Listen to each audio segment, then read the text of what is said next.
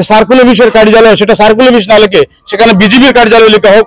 রাতাবাড়ি গাঁও পঞ্চায়েত যদি এভাবে হয় তাহলে সেখানে বিজেপির কার্যালয়ের তাদের সাইনবোর্ড ঝুলে দেওয়া হোক।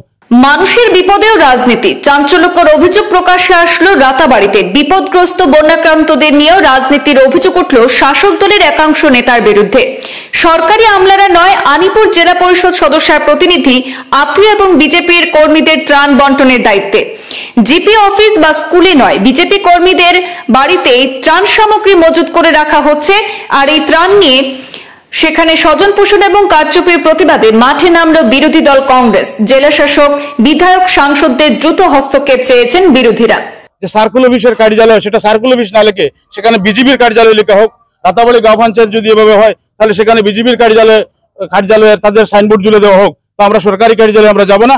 আর না হয় যদি সেটা আমরা বৃহত্তর আমরা আন্দোলন গড়ে তুলবো। আমরা আজকে জেলাধিপতির নোটিশে সেটা নেব, প্রয়োজনে আমরা সরকারের দৃষ্টিগোচর আমরা করবো। সেই ত্রাণ সামগ্রীগুলো যদি আজকের মধ্যে রাতাবাড়ি গাঁও পঞ্চায়েতে এখানে এসে যদি না আসে, এখানে আমরা দুজন সরকারি আধিকারিক রয়েছেন, কর্মচারী দুজন রয়েছেন, তারা বন্টন করার জন্য তাদেরকে এখানে দেওয়া হয়েছে। সেটা কেন করা হয়? সেটা প্রশাসনের এই সমস্ত কাজের জন্য দায়ী করা। যদি কোনো সরকারি আধিকারিক দায়ী থাকেন আমরা তাদের বিরুদ্ধে আজকে ব্যবস্থা নিব, আমরা প্রয়োজনে আইনের দ্বারস্থ হব। গত বছরের ন্যায় এবারও বন্যাক্রান্তদের ত্রাণ নিয়ে কারচুপি এবং স্বজন পোষণের অভিযোগ উঠল নবগঠিত রামকৃষ্ণনগর বিধানসভা কেন্দ্রের অন্তর্গত রাতাবাড়ি জিপিতে।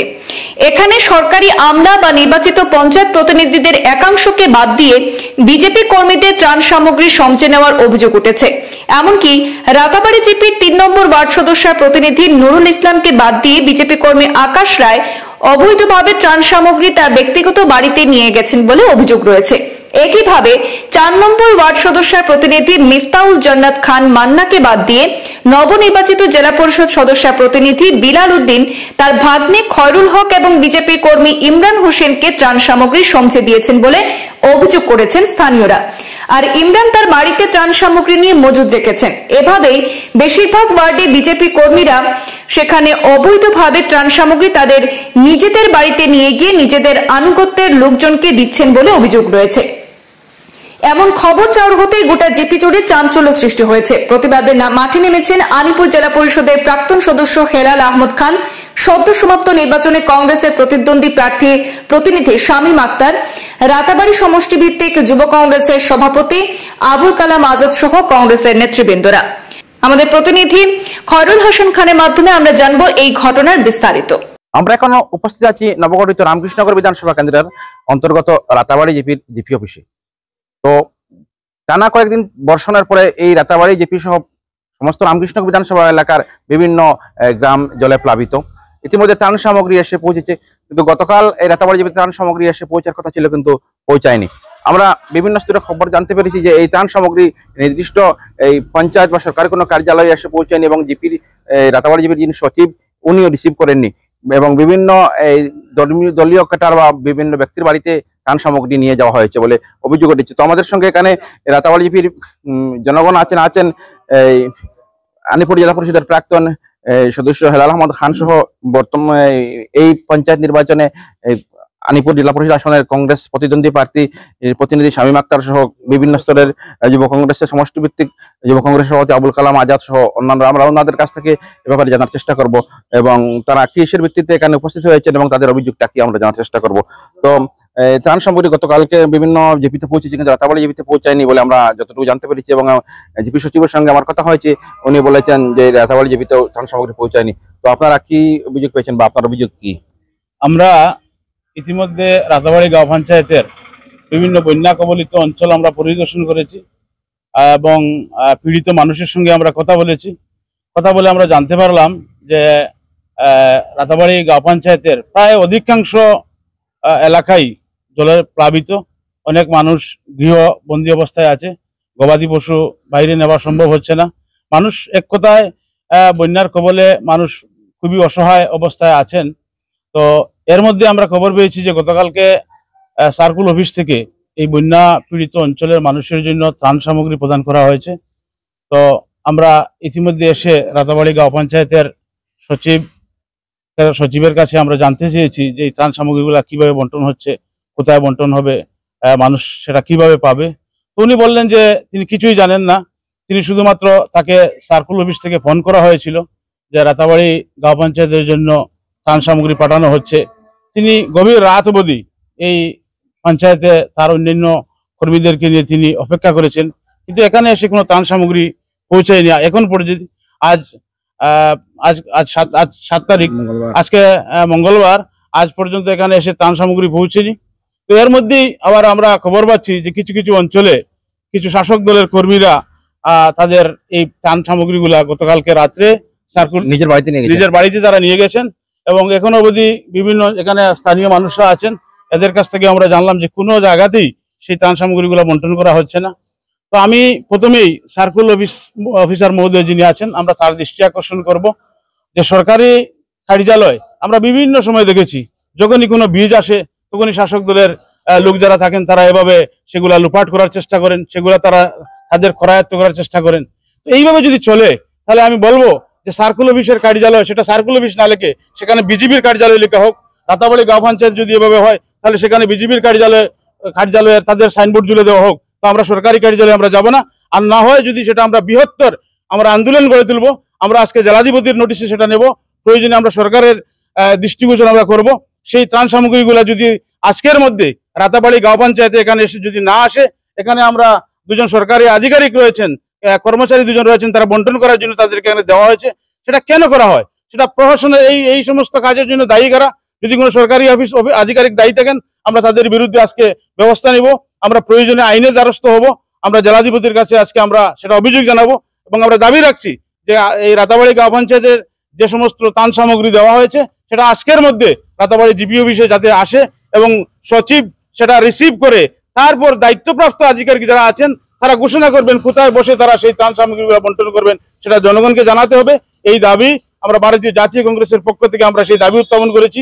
আমরা সেই দাবি যদি কার্যকরী না হয়, যদি মানা না হয়, তাহলে আমরা এই ত্রাণ সামগ্রী নিয়ে যে দুর্নীতি করা হচ্ছে আমরা তার বিরুদ্ধে কোনো আন্দোলন আমরা গড়ে তুলব। আমরা এই দেখেছি গত যে বন্যা হয়েছিল, এই বন্যা পরে ত্রাণ সামগ্রী বিতরণে এই রাতাবাড়ি জিপিতে এভাবেই শাসক দলের কর্মীদের বিরুদ্ধে স্বজন পোষণ এবং কারচুপির অভিযোগ করেছিল।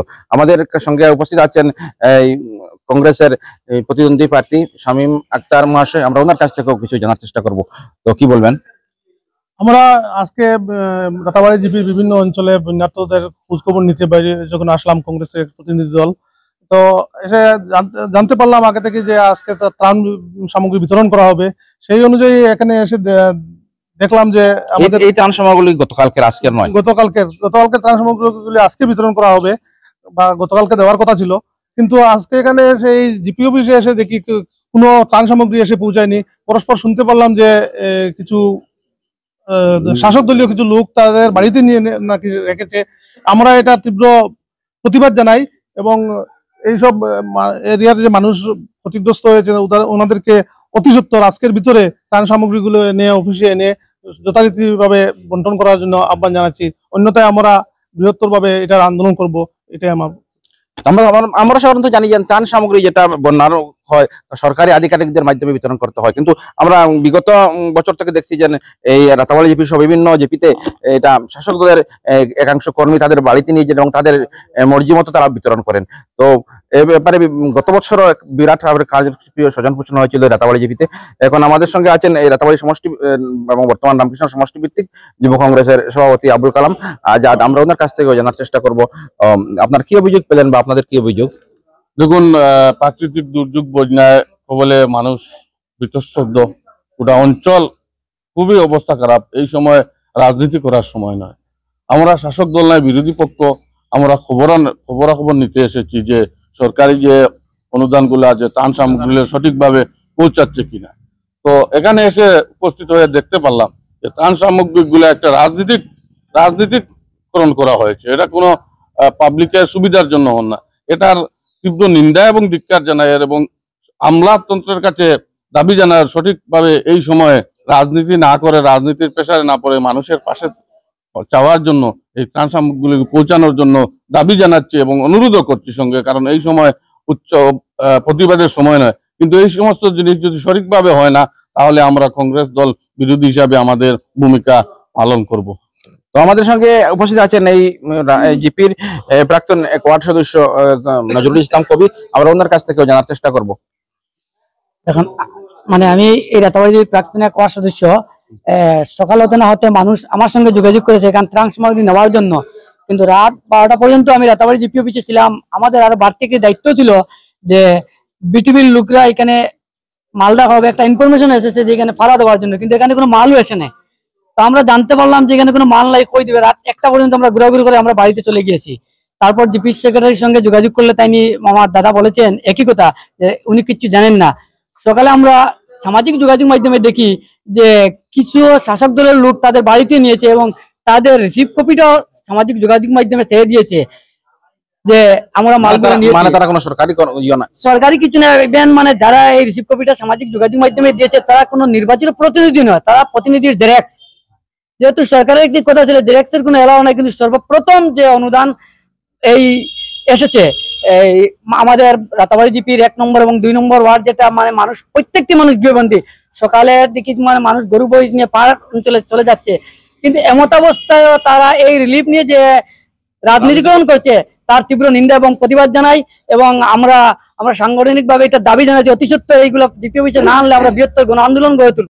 আমাদের সঙ্গে উপস্থিত আছে দেখুন রাতাবাড়ি জিপির এই সচিব সিরাজুল ইসলাম। আমরা ওনার কাছ থেকে জানার চেষ্টা করব, সিরাজুল হক, ওনার কাছ থেকে জানার চেষ্টা করবো যে রাতাবাড়ি জিপিতে আমরা যতদিন গতকালকে ত্রাণ সামগ্রী আসার কথা ছিল, কিন্তু এখন মঙ্গলবার সকাল 11টা বাজছে, এখন পর্যন্ত ত্রাণ সামগ্রী পৌঁছায়নি। তো উনি কি বলবেন? তো আমরা তো জানি গতকালকে ত্রাণ সামগ্রী রাতাবাড়ি জিপির জন্য এসেছিল, কিন্তু এখন পর্যন্ত আপনার জিপি অংশে কোনো ত্রাণ সামগ্রী পৌঁছায়নি। দেখো কালকে রাত্রে আমার সেক্টর অফিসারে জানাইছেন যে মাল লইয়া কালকে বিকালে জানাইছেন তাই আইতা না, আর রাত্রে কইছেন তাই মাল দিলাইছেন ফাটাইয়া। আমি বললাম ফাটাই দিছ বলে, আমি তো মেম্বার 1 নম্বরের মেম্বার আর 8 নম্বর মেম্বারের নিছ। আমি বললাম যখন আপনি গভর্নমেন্ট স্টাফ আপনি মাল দিতা, আপনাখানে ইলা দিলা, আর মালটা তো কই রাখছেন বলে মাল তারা স্কুলে রাখবি বলে। স্কুলে রাখবো বলতে এখন কোন স্কুলে খেয়ে রাখবো আমি তো জানি না, আমি তার রিসিপ্টটা পাতা না, আপনি মাস্টার রিসিপ্ট লইবা। আমি ওখানে আর আমার যদি দিন আমি রিসিপ্ট দিতে হতে আমার জিপি অফিসে মাল দিন আগে আমি মাস্টার পাঠিয়ে দিবি, মাস্টার নিয়ে ডিস্ট্রিবিউট করবা। তার কাছে হইব আমি খবর লইয়া, তাই ফিরে আবার খবর লইয়া আমার কইছেন যে আপনার অফিসে মাল যা।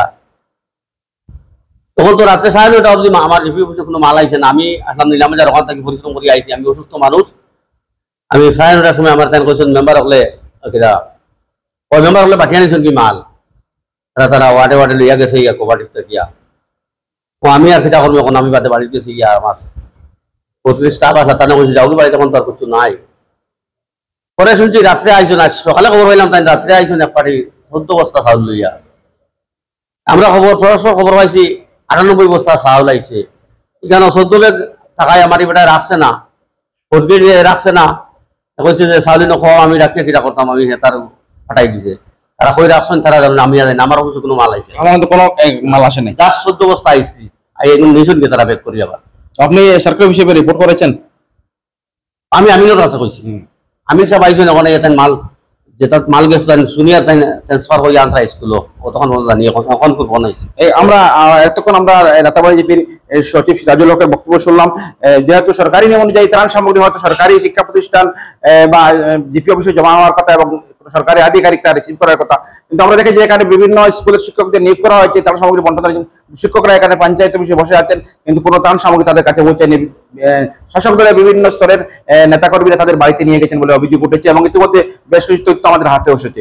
তো আমরা এবার যে জিপি সচিব তারা কোনো আধিকারিকদের বা সরকারি অফিসের কোনো আধিকারিকদের পাইনি তাদের মন্তব্য নেওয়ার জন্য। তো এই হচ্ছে এই সার্বিক পরিস্থিতি। যেমন ত্রাণ সামগ্রী যারা বিপদগ্রস্ত মানুষের জন্য আসে, তো স্থানীয় জনগণ যারা আছেন তারা এ ব্যাপারে স্থানীয় বিজয় এলাকার সহ জেলা প্রশাসনের দৃষ্টি আকর্ষণ করেছেন, যেহেতু গরিবগ্রস্ত মানুষ এই বিপদের সময় এটা নিয়ে যাতে রাজনীতি না করা হয় তার এই জন্য তারা বিধায়ক এবং জেলা প্রশাসনের দৃষ্টি আকর্ষণ করেছেন। তো রাতাবাড়ি জিপি অফিস থেকে ফজলুল হাসান খান, পূর্বাঞ্চল প্রতিনিধি।